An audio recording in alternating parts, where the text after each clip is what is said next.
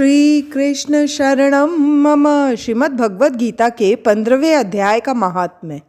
श्री महादेव जी कहते हैं, पार्वती अब गीता के 15वें अध्याय का महात्म्य सुनो। गौड़ देश में कृपाण नरसिंह नामक एक राजा थे, जिनकी तलवार की धार से युद्ध में देवता भी परास्त हो जाते थे।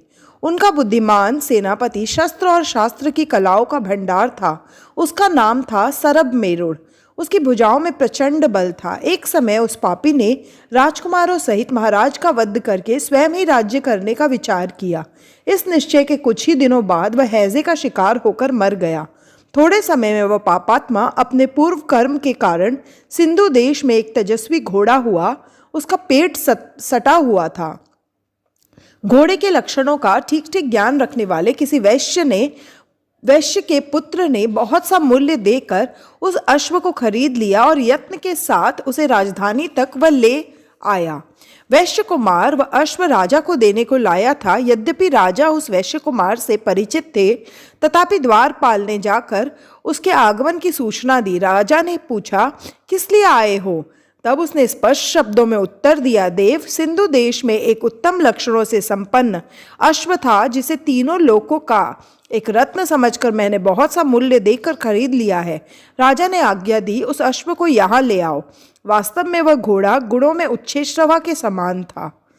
सुंदर रूप का तो मानो घर ही था। शुभ लक्षणों का समुद्र जान पड़ता था। वैश्य घोड़ा ले आया और राजा ने उसे देखा। अश्व का लक्षण जानने वाले अमात्यों ने इसकी बड़ी प्रशंसा की।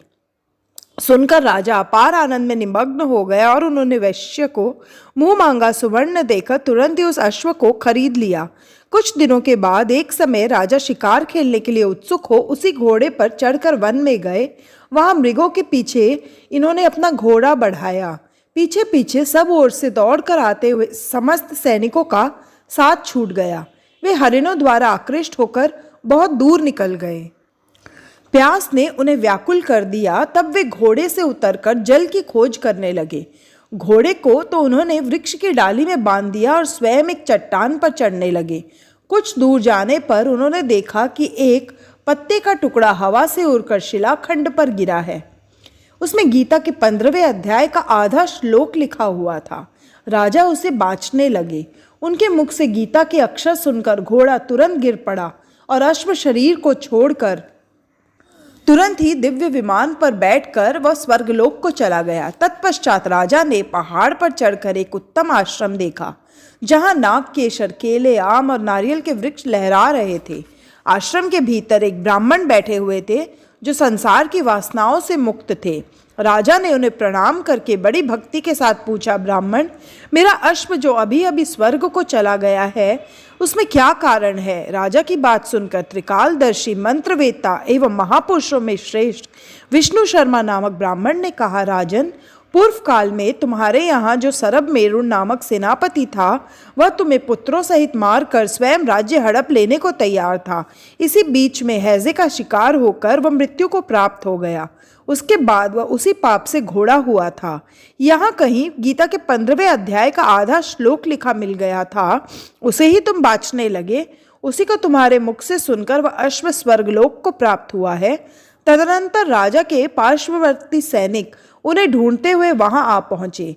उन सबके साथ ब्राह्मण को प्रणाम करके राजा प्रसन्नता पूर्वक वहां से चले और गीता के 15वें अध्याय के श्लोकाक्षरों से अंकित उसी पत्र को बाँच बाँच कर प्रसन्न होने लगे। उनके नेत्र हर्ष से खिल उठे थे। घर आकर उन्होंने मंत्रवेत्ता मंत्रियों के साथ अपने पुत्र सिंहबल को राज्य सिंहासन पर अभिषिक्त किया और स्वयं 15वें अध्याय के जप से विशुद्ध चित्त होकर मोक्ष प्राप्त कर लिया। ओम श्री परमात्मने नमः। अथ 15ोऽध्याय। श्री भगवान उवाच, ऊर्ध्वमूलमध शाखमश्वत्थं प्राहुरव्ययम् छन्दांसि यस्य पर्णानि यस्तं वेद स वेदवित् अधोश्चोर्ध्वं प्रसृतास्तस्य शाखा गुणप्रवृद्धा विषयप्रवाला अधश्च मूलान्यनुसन्ततानि कर्मानुबन्धिनी मनुष्यलोके न रूपमस्येह तथोपलभ्यते नान्तो न चादिर्न च सम्प्रतिष्ठा अश्वत्थमेनं सविरूढमूलमसङ्गशस्त्रेण दृढेन छित्त्वा ततः पदं तत्परिमार्गितव्यम् यस्मिन् गता न निवर्तन्ति भूय तमेव चाद्यं पुरुषं प्रपद्ये यत प्रवृत्ति प्रसृता पुराणी निर्मानमोहाजितसङ्गदोषाध्यात्मनित्या विनिवृत्तकामा द्वन्द्वैर्विमुक्ता सुखदुःखसंज्ञैर्गच्छन्त्या त्वमूढा पदं वयं तत् न तद्भासयते सूर्यो न शशाङ्को न पावक यद्गत्वा न निवर्तन्ते तद्धाम परमं मम ममैवांशो जीवलोके जीवभूत सनातन मनः षष्ठानीन्द्रियाणि प्रकृतिस्थानि कर्षति शरीरं यद्वाप्नोति यच्चाप्युत्क्रामतीश्वरः गृहीत्वैतानि संयाति वायुर्गन्धानि वाशयात् श्रोत्रं चक्षुस्पर्शनं च रसनं घ्राणमेव च अधिष्ठाय मनश्चायं विषयानुपसेवते उत्क्रमन्तं स्थितं वापि भुञ्जानं वा गुणान्वितं विमूढानानुपश्यन्ति पश्यन्ति ज्ञानचक्षुषा यतन्तो योगिनश्चैनं पश्यन्त्यात्मन्यवस्थितं यतन्तोऽप्यकृतात्मानो नैनं पश्यन्ति चेतस यदादित्यगतं तेजो जगद्भासयतेऽखिलं यच्चन्द्रमसि यच्चाग्नो तत्तेजो विद्धि मामकं गामविश्य च भूतानि धारयाम्यहमोजसा पुष्णामि चोषधि सर्वा सोम भूत्वा रसात्मक अहं वैश्वानरो भूत्वा प्राणिनां देहमाश्रित प्राणापान समायुक्त पचाम्यन्नं चतुर्विधं सर्वस्य चाहं हृदि सन्निविष्टो मत्तस्मृतिर्ज्ञानं पोहनं च वेदैश्च सर्वैरहमेव वेद्यो वेदान्तकृद्वेदविदेव चाहं द्वाविमो पुरुषो लोके क्षरक्षाक्षर एव च क्षर सर्वाणि भूतानि कूटस्थोऽक्षरे उच्यते उत्तमपुरुषस्तन्वन्य परमात्मेत्युदाहृत यो लोकत्रयमाविश्य बिर्भर्त्यव्यय ईश्वर यस्मात्तक्षरमतितोऽहमक्षरादपि चोत्तम अतोऽस्मि लोके वेदे च प्रथितः पुरुषोत्तम यो मामेव सम्मूढो जानाति पुरुषोत्तमं स सर्वविद्भवजति माम सर्वभावेन भारत इति गुह्यतमशास्त्रमिदमुक्तं मया नघ एतद्बुद्ध्वा बुद्धिमान् स्यात् कृतश्च भारत।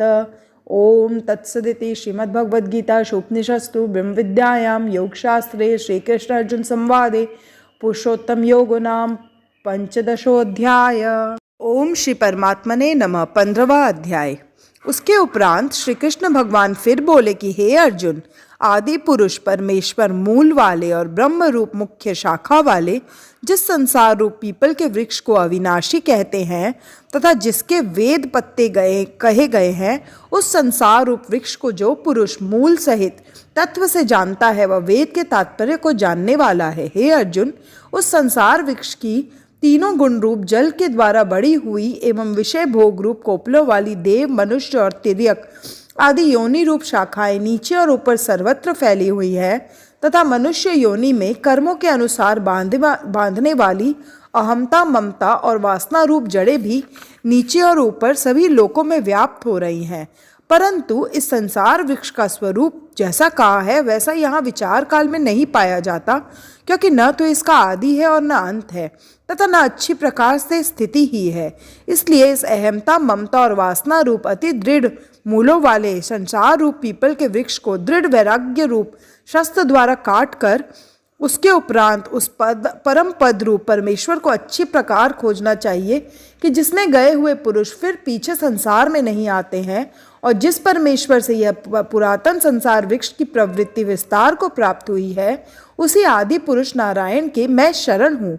इस प्रकार दृढ़ निश्चय करके नष्ट हो गया है मान और मोह जिनका तथा जीत लिया है आसक्ति रूप दोष जिनने और परमात्मा के स्वरूप में है निरंतर स्थिति जिनकी, तथा अच्छी प्रकार से नष्ट हो गई है कामना जिनकी, ऐसे वे सुख दुख नामक द्वंद्वों से विमुक्त हुए ज्ञानी जन उस अविनाशी परमपद को प्राप्त होते हैं। उस स्वयं प्रकाश में परमपद को न सूर्य प्रकाशित कर सकता है, न चंद्रमा, और न अग्नि ही प्रकाशित कर सकता है, तथा जिस परमपद को प्राप्त होकर मनुष्य पीछे संसार में नहीं आते हैं, वही मेरा परम धाम है। हे अर्जुन, इस देह में यह जीवात्मा मेरा ही सनातन अंश है और वही इन त्रिगुणमयी माया में स्थित हुई मन सहित पांचों इंद्रियों को आकर्षण करता है।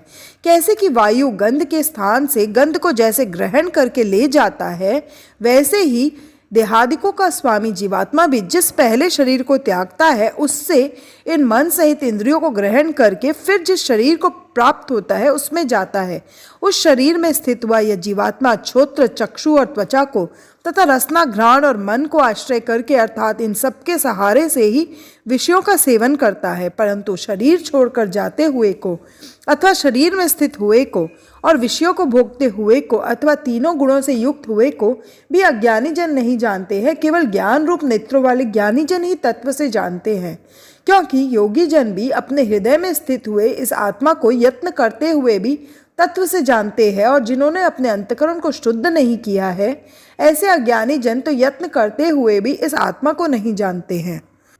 हे अर्जुन, जो तेज सूर्य में स्थित हुआ संपूर्ण जगत को प्रकाशित करता है तथा जो तेज चंद्रमा में स्थित है और जो तेज अग्नि में स्थित है, उसको तू मेरा ही तेज जान। और मैं ही पृथ्वी में प्रवेश करके अपनी शक्ति से सब भूतों को धारण करता हूँ और रस स्वरूप अर्थात अमृत में चंद्रमा होकर संपूर्ण औषधियों को अर्थात वनस्पतियों को पुष्ट करता हूँ, तथा मैं ही सब प्राणियों के शरीर में स्थित हुआ वैश्वानर अग्नि रूप होकर प्राण और अपान से युक्त हुआ 4 प्रकार के अन्न को पचाता हूँ। और मैं ही सब प्राणियों के हृदय में अंतर्यामी रूप से स्थित हूँ, तथा मेरे से ही स्मृति, ज्ञान और अपोहन होता है, और सब वेदों द्वारा मैं ही जानने के योग्य हूँ, तथा वेदांत का कर्ता और वेदों का जानने वाला भी मैं ही हूँ। हे अर्जुन, इस संसार में नाशवान और अविनाशी भी यह 2 प्रकार के पुरुष है।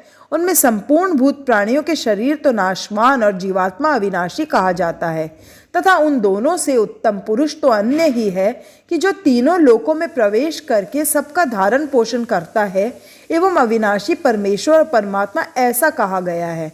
क्योंकि मैं नाशवान जड़ वर्ग क्षेत्र से तो सर्वथा अतीत हूँ और माया में स्थित अविनाशी जीवात्मा से भी उत्तम हूँ, इसलिए लोक में और वेद में भी पुरुषोत्तम नाम से प्रसिद्ध हूँ। हे भारत, इस प्रकार तत्व से जो ज्ञानी पुरुष मेरे को पुरुषोत्तम जानता है, वह सर्वज्ञ पुरुष सब प्रकार से निरंतर मुझ वासुदेव परमेश्वर को ही भजता है। हे निष्पाप अर्जुन, ऐसे यह अति रहस्य युक्त गोपनीय शास्त्र मेरे द्वारा कहा गया है। इसको तत्व से जानकर मनुष्य ज्ञानवान और कृतार्थ हो जाता है, अर्थात उसको और कुछ भी करना शेष नहीं रहता। इति श्रीमद् भगवद गीता रूपी उपनिषद एवं ब्रह्म विद्या तथा योग शास्त्र विषयक श्री कृष्ण और अर्जुन के संवाद में पुरुषोत्तम योग नामक 15वां अध्याय। श्री कृष्ण शरणम मम।